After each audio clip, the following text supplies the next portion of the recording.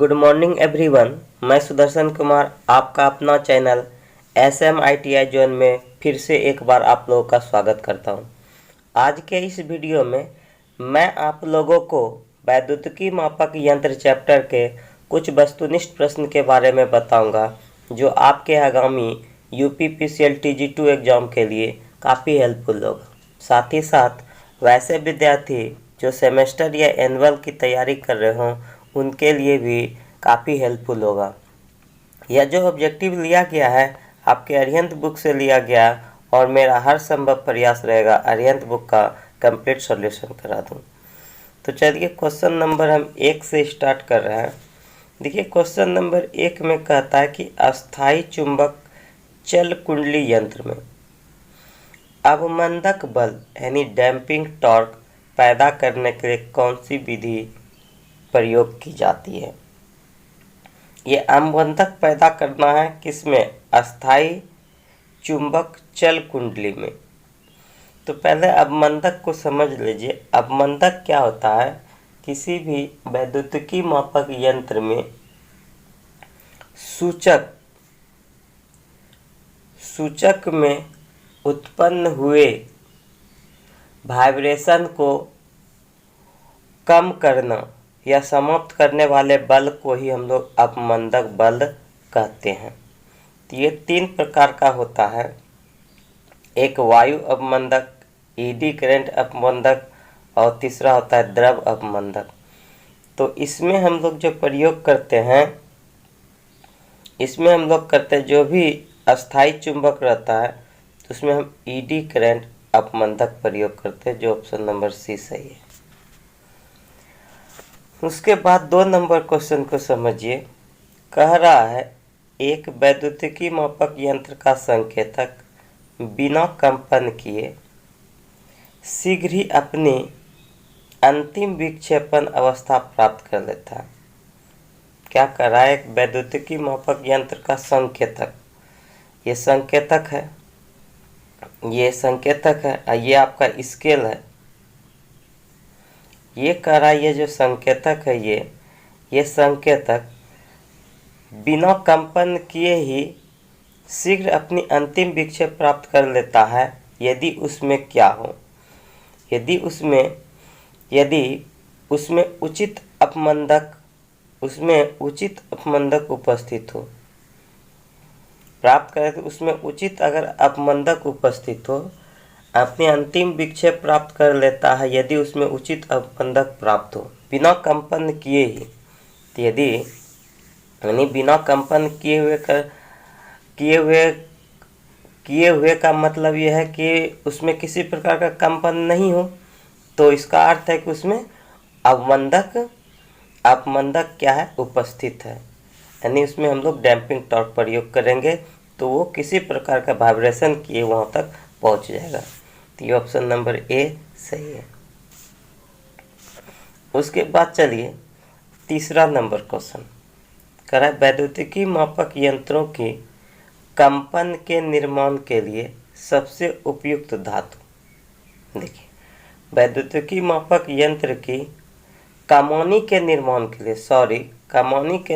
के लिए सबसे उपयुक्त धातु कौन सा है?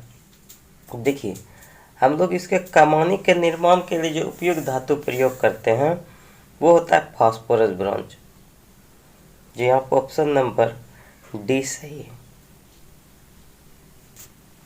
उसके बाद चलिए कह रहा है किसी वैद्युतिकी मापक यंत्र के स्वचल भाग पर कार्यरत घुमाव बल है। किसी वैद्युतिकी मापक यंत्र के स्वचल भाग पर कार्यरत घुमाव बल है। तो ये कौन सा घुमाव बल काम करेगा? स्वचल न घूमने वाले भाग पर, जो वैद्युतिकी मापक यंत्र के स्वचल भाग पर कार्यरत घुमाव बल है। तो उसमें देखिए 3 प्रकार के घुमाव बल कार्य करते हैं, जैसे विक्षेपक घुमाव बल हो गया, नियंत्रक घुमाव बल हो गया, अवमंदक घुमाव बल। ये स्वचल भाग पे ये तीनों प्रकार के घुमाव बल कार्य करते हैं, जो ऑप्शन नंबर डी सही है। 5 नंबर को समझिए। कहता है निम्नलिखित में से कौन सा यंत्र एस्बेस्टस क्लास का है। एस्बेस्टस क्लास का बोल रहा है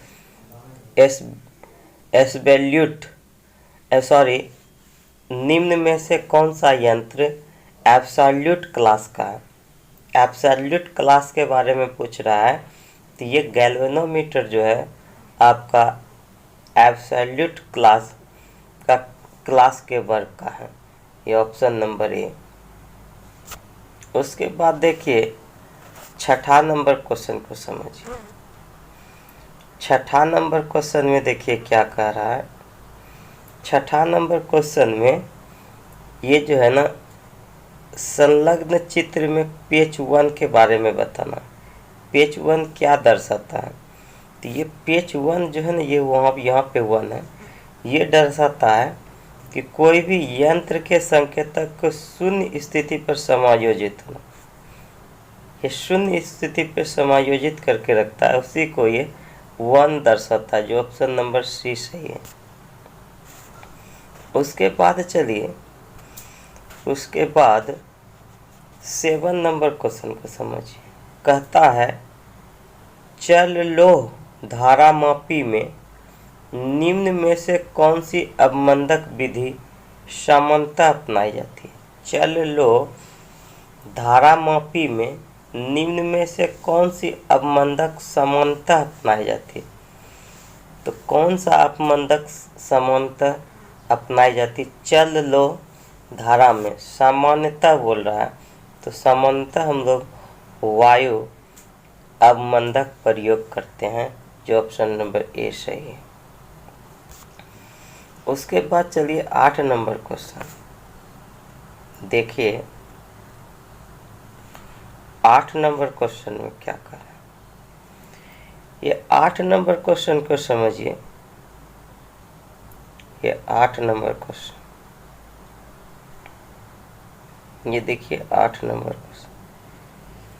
देखिए 8 नंबर क्वेश्चन में कहता है चित्र में कौन सा यंत्र दर्शाया गया है। ये कौन सा यंत्र है इसके बारे में पूछ रहा है। तो ये जो यंत्र है ये चल लोह यंत्र है। चल लोह यंत्र, जो ऑप्शन नंबर 20 है ये। उसके बाद 9 नंबर क्वेश्चन को समझिए। 9 नंबर क्वेश्चन में कह रहा है कि मापक यंत्रों को उनके उपयोग के आधार पर वर्गीकृत किया जाता है। एक औद्योगिक सौर पैनल मापक यंत्र की यथार्थता का वर्ग होता है। देखिए कह रहा है उपयोग के आधार पर जो है ना मापक यंत्रों का वर्गीकरण किया जाता है। एक औद्योगिक सौर पैनल मापक यंत्र की यथार्थता का वर्ग होता है। यथार्थता का वर्ग क्या होता है इसके बारे में पूछ रहा है। तो यथार्थता का वर्ग होता है 1, ऑप्शन नंबर डी सही है। 10 नंबर क्वेश्चन को समझिए। कहता है वह बल जो किसी यंत्र के संकेतक को गतिमान करता है कहलाता है। वह बल जो किसी यंत्र के संकेतक को गतिमान कहलाता है, वह कहलाता है। तो देखिए किसी भी संकेतक को यदि जिस बल के द्वारा गतिमान किया जाता है उसको हम लोग कहते हैं विक्षेपण बल, और जिस बल के द्वारा यंत्र को कंट्रोल किया जाता है उसको कहते हैं नियंत्रक बल, और जिस बल के द्वारा संकेतक को क्या किया जाता है कि उसके वाइब्रेशन को ख़त्म किया जाता है, वो आपका अवमंदक बल कहलाता है। तो यह ऑप्शन नंबर ए सही है। 11 नंबर क्वेश्चन को समझिए। कहता है डैश द्वारा संकेतक के घुमाव गति की नियंत्रित की जा सकती है। डैश द्वारा संकेतक के घुमाव की गति नियंत्रित की जाती है। गति का नियंत्रण करना है, तो जब गति का नियंत्रण करना है तभी जस्ट बताया कि नियंत्रक बल, संकेतक के घुमाव की गति नियंत्रित की जाती है, तो नियंत्रित बल ऑप्शन नंबर 20 है। 12 नंबर क्वेश्चन को समझिए। कहता है किसी सूचक यंत्र में सूचक को चलाने के लिए आवश्यक बल है। किसी सूचक यंत्र में सूचक को चलाने के लिए आवश्यक बल है। तो सूचक को चलाना है तो सूचक को चलाने वाला बल सिर्फ क्या है, विक्षेपक बल ही सूचक को चलाता है। उसके बाद चलिए 13 नंबर क्वेश्चन कह रहा है कौन सा मापक यंत्र एक संकेतक यंत्र है। कौन सा मापक यंत्र एक संकेतक यंत्र है। तो ये आपका है आममीटर। आममीटर जो है ये आपका एक संकेतक यंत्र है, जो ऑप्शन नंबर सी सही है। ठीक है, चलिए उसके बाद समझिए। उसके बाद 14 नंबर क्वेश्चन, किस प्रकार का नियंत्रक बल युक्त यंत्र है। किस प्रकार का नियंत्रक बल युक्त यंत्र है जिसे किसी भी स्थिति में रखा जा सकता है। नियंत्रक बल युक्त यंत्र है जिसे किसी भी स्थिति में रखा जा सकता है। तो ये देखिए, ये स्प्रिंग नियंत्रक, दो प्रकार का नियंत्रक होता है, एक स्प्रिंग और दूसरा गुरुत्व नियंत्रक।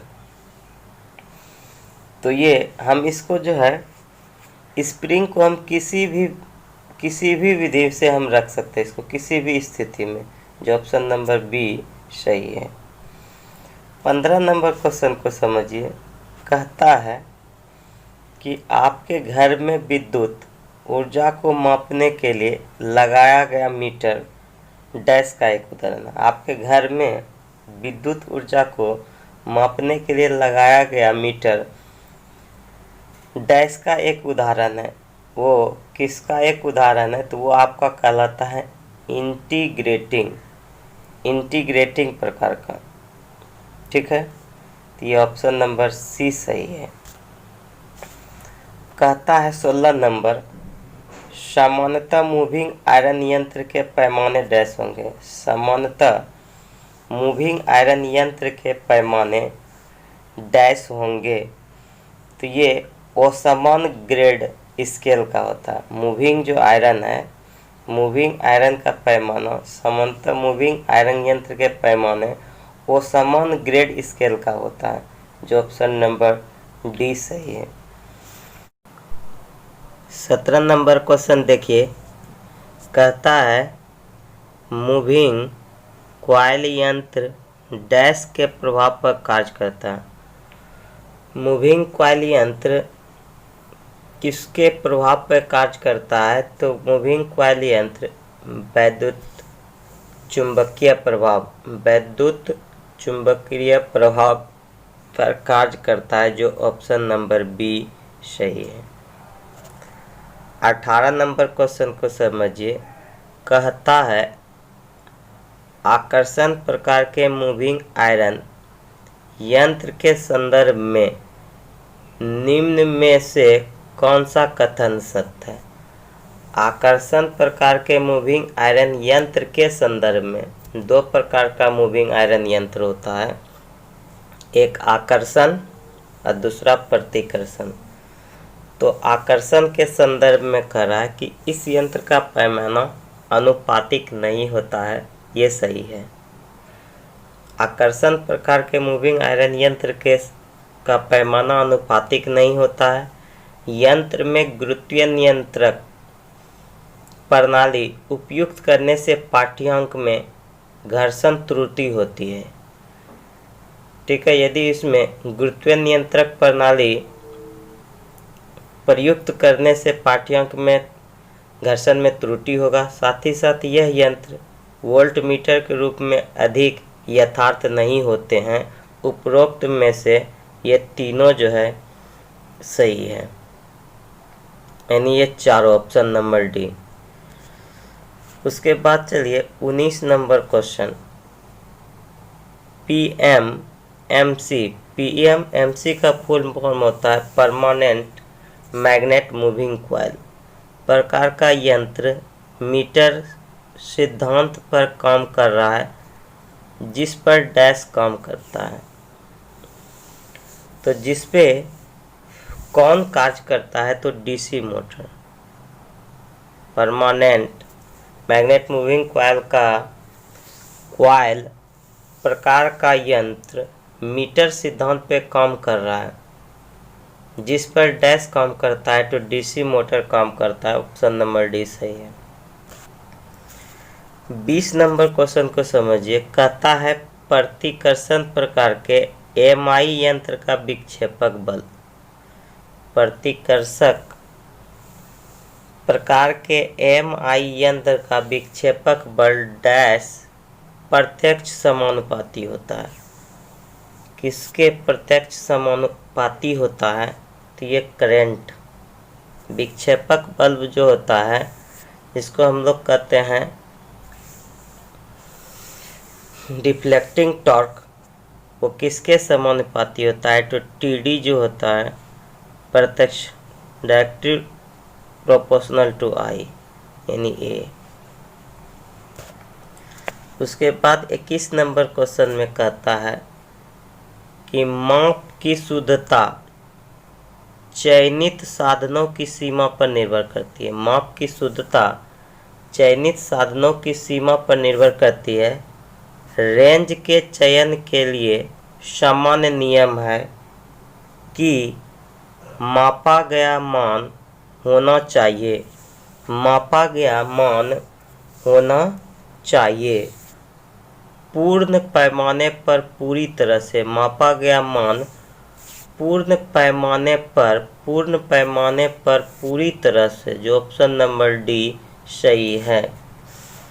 22 नंबर क्वेश्चन को देखिए। कहता है यदि चल कुंडली धारा मापी को डीसी परिपथ में संयोजित करके उसके संयोजनों को अंततः बदल कर दिया जाए तो यंत्र क्या होगा? यंत्र क्या होगा कि विपरीत दिशा में विक्षेप दर्शाएगा। यदि चल कुंडली धारा मापी को डीसी परिपथ में संयोजित करके उसके संयोजकों को अंततः बदल कर दिया जाए, तो बदल देंगे तो यंत्र में क्या होगा? विपरीत दिशा में विक्षेप दर्शाएगा, जो ऑप्शन नंबर सी सही है। तो चलिए आज का सेशन यहीं पे समाप्त करते हैं। यदि आप लोगों को आज का सेशन पसंद आया हो तो दिल से लाइक करें, शेयर करें। यदि हमारे चैनल पे नए हैं तो चैनल को सब्सक्राइब करें और बेल आइकन को प्रेस करें ताकि आप लोगों को करंट नोटिफिकेशन मिलते रहे। मिलते हैं next day. Thank you class.